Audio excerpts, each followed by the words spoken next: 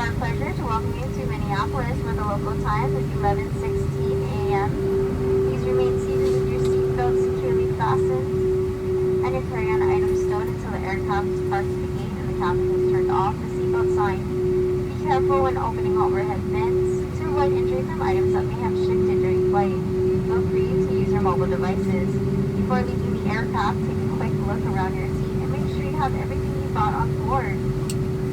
Your satisfaction is always important to us. In the next several days' time, you may receive an email survey from Delta asking to rate your travel experience. We value your feedback. Please take a few moments to let us know how we're doing. Thank you, and we look forward to hearing from you. Visit delta.com for all your future travel needs, including checking in for a flight and managing your SkyMiles account. On behalf of Delta, thank you again for sharing your journey with us. We've enjoyed having you on board and hope to see you again soon. Have a very wonderful day. Hello everybody, today I am back home for a week. I decided to take a week off of work and come back home, visit family, my parents, friends, all that good stuff, and do some lighting videos as well, so I've done a couple of those. And of course, most of the videos that you've probably been seeing lately are ones that I have made a while back, and then I keep them in a backlog, and then I'll upload that while I'm working, because I don't know, there's not really much to make videos of to keep a decent schedule going. I've been trying to put a video up Monday, Wednesday, Friday, as some of you may have been seeing. I don't know if you like that or not, so just let me know in the comments down below. I appreciate any type of feedback with that. I just thought, oh, we'll give you some content because I've been lacking personally in uploading anything, so that's my fault. So I thought I'd give you some. If it's too much or not enough or whatever, just let me know and I'll try to regulate that the correct way. Anyway, while I'm back here at home, like I said, I did some videos, but will also be clips in this particular vlog of some restores and thrift stores back in Seattle, as well as a couple of restores here back home in Wisconsin.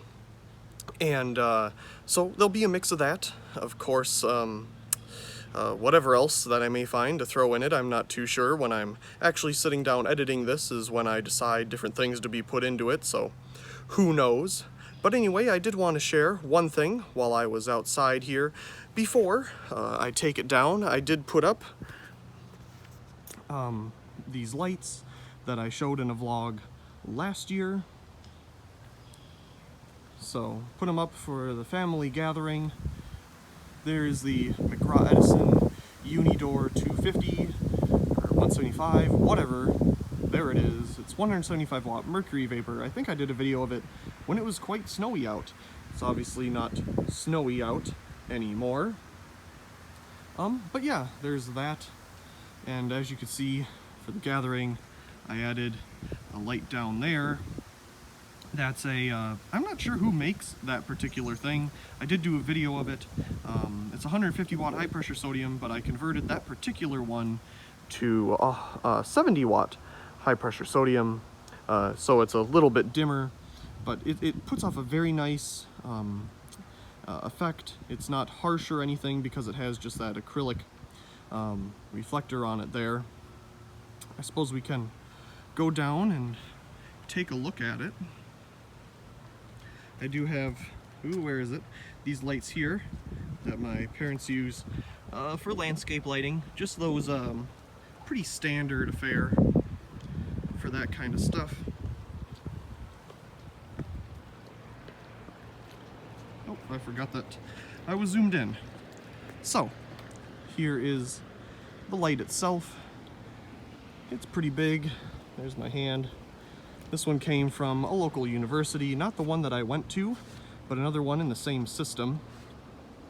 So yeah, really cool. I used to have a globe light on this particular stand, but then decided to put this on there and it fits really good. So there's definitely a video of this coming soon in the 150 watt version. Obviously not much of a difference with 70 watts, it's just less. But yeah, really cool light. So let's move on with the video, I suppose. Here we are at Value Village, and this is probably one of the most interesting things that I've seen here in a while. It's an old floodlight kit, obviously, but the most interesting thing about it was the photocell. I've never really seen one like that before. It's right in the middle of the package there, kind of covered up by the price sticker a little bit, but it matches the whole kit really well. It's a really interesting design. Now, this place is pretty much hit or miss at finding anything of real interest. Sometimes I'll find some interesting electronic things here, but lighting, not so much. There was this interesting PL desk lamp right here, this blue one of those that fold up. Those are really cool, but I don't have a use for it, so I didn't end up picking it up. Wouldn't you know it, here is the exact same store just a week later, and that PL desk lamp was replaced by this bigger PL desk lamp. Not too sure what that thing is. It says it is some type of sun blast, I don't know, bring the sun inside your home, and here it is to blow you away with brightness. I'm not too sure, but it's a very bright desk lamp, I'm sure. There's some grow light high pressure sodium bulbs. I'm guessing that's what they are for. They don't look like the standard packaging that you would normally find with standard use high pressure sodium bulbs, that is. This is the first time in a long time that I've seen a computer at this particular store. It wasn't anything too amazing, but it was just interesting to see because these type of things don't normally end up out on the sales floor. I'm sure they usually just get scrapped or recycled because there's probably personal information on them. However, it seems like Value Village doesn't care so much about that as Goodwill does. I know Goodwill doesn't really put out any computer stuff, but sometimes you can find these computers at Value Village and some other thrift stores as well. Here's an old video camera. I don't know too much about it, but it definitely is interesting. I wanted to add it to this video for anybody that may be interested in seeing such a thing. It's Panasonic, so it must have been pretty good for its time. Now this thing is quite interesting. It's like a internet box for your TV. I'm not sure if it's a full-fledged computer. I don't think so. It must just be something that basically accesses the internet through specialty applications, as you can see right here. It does come with a keyboard, so you could probably send emails and things like that. Probably for the older community at the time is what this was probably built for. Interesting nonetheless. So let's move away from that Value Village now and head on over to the Restore. And this is the one that has tons of light bulbs, as you usually see in every single one of these vlogs that I do, but there's always something different, so it's always worthwhile coming through just to see if there is anything of new interest, because there's definitely things there that I find interesting but don't have any use for them, so why would I pick them up? The only sad thing about this is that everything is just like thrown everywhere. It's very disorganized, and sometimes you do find broken bulbs in with all of the other ones because, I don't know, just people aren't too careful with all of them, I guess. But that's how it goes at this particular Restore.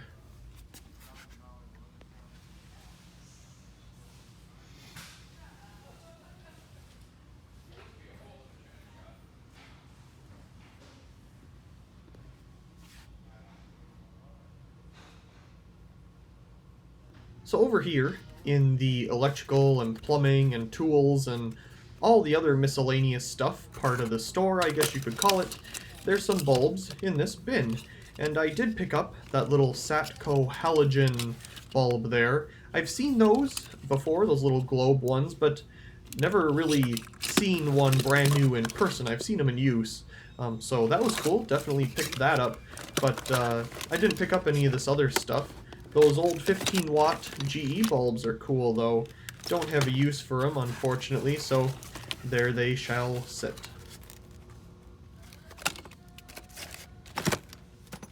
At the Goodwill, there was some interesting things, such as the blacklight bulbs there and this 13 watt PL under cabinet light. I believe those are made by GE.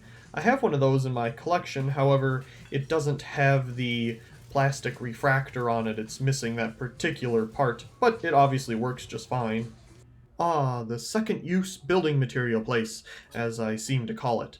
And there's the typical bulbs here as usual. Nothing too amazing that I decided to pick up, but it's always interesting to take a look because you never know what you may find.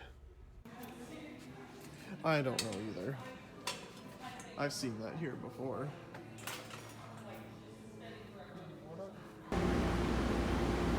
Doors closing. Please stand clear.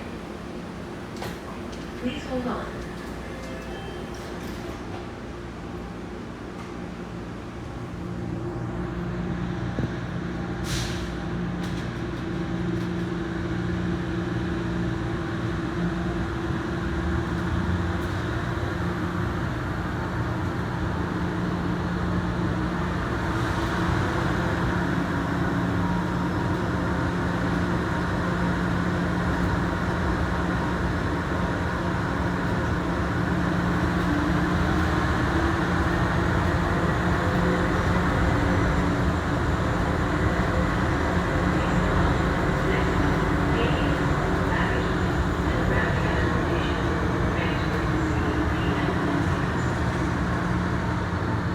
This is a neon lamp display at the SeaTac airport.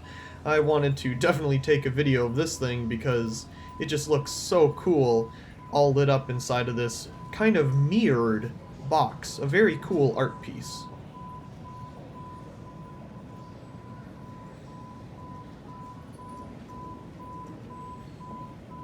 This is the south terminal at the SeaTac airport, and what I wanted to share here was the lighting. They're still using F40 T12 fluorescent lights to light this terminal. Now in between the fixtures, as you can see there, there's a dark spot, and in there are actually PAR 38 floods, but they don't seem to be on.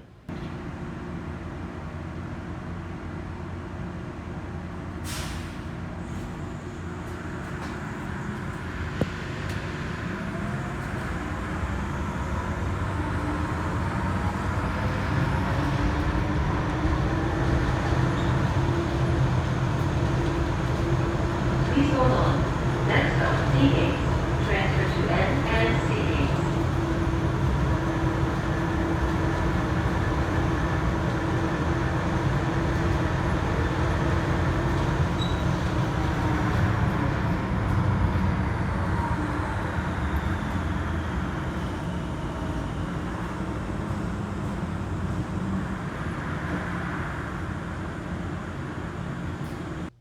Here we are back at my local restore in Wisconsin. And this particular time around, they seem to have cleaned things up a little bit. There's not as much lighting as there used to be, but it's definitely slightly more organized.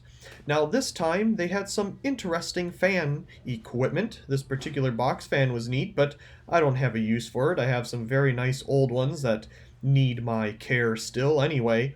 But here is some of the lighting, and as you saw at the beginning of this clip, some of the ceiling fans, and I actually did pick up a ceiling fan. Now, I don't think I showed it here in this particular clip because I didn't see it at first. It was actually covered up by some other boxes and things, but through digging, you can find some pretty interesting things that are hidden behind other things.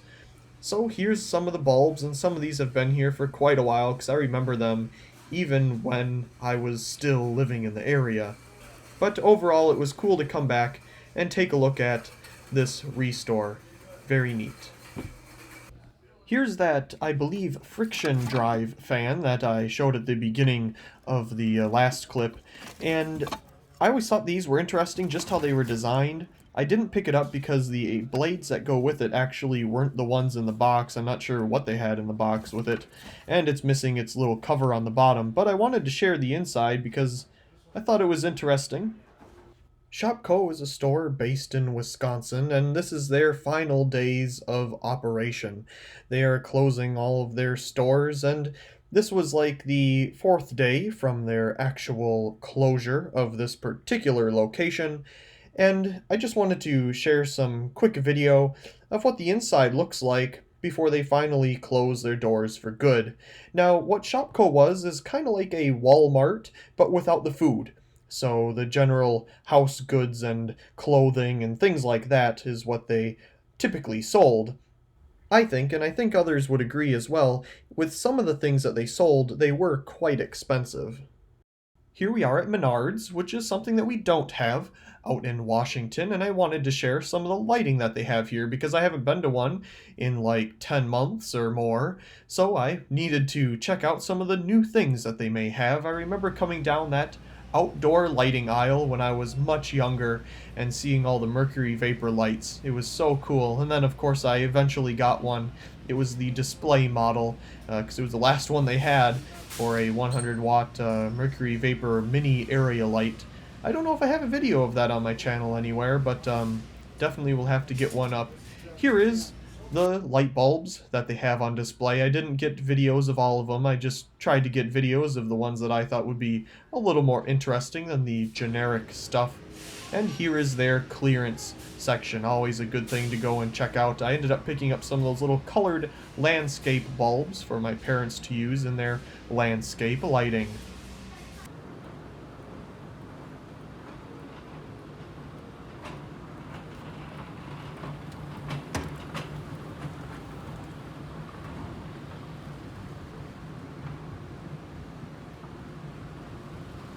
Of course, one of the fabulous moving walkways, as they call them here at the Minneapolis-St. Paul Airport.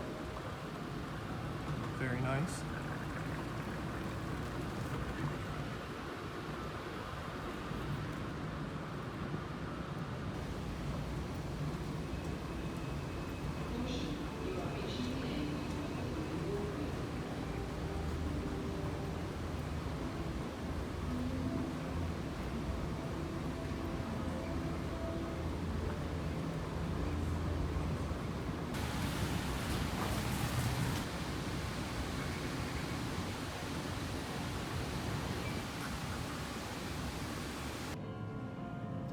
One of the elevators here by the sea gates. Very cool. Looks like they're all glass. This one's already waiting. Very big and open.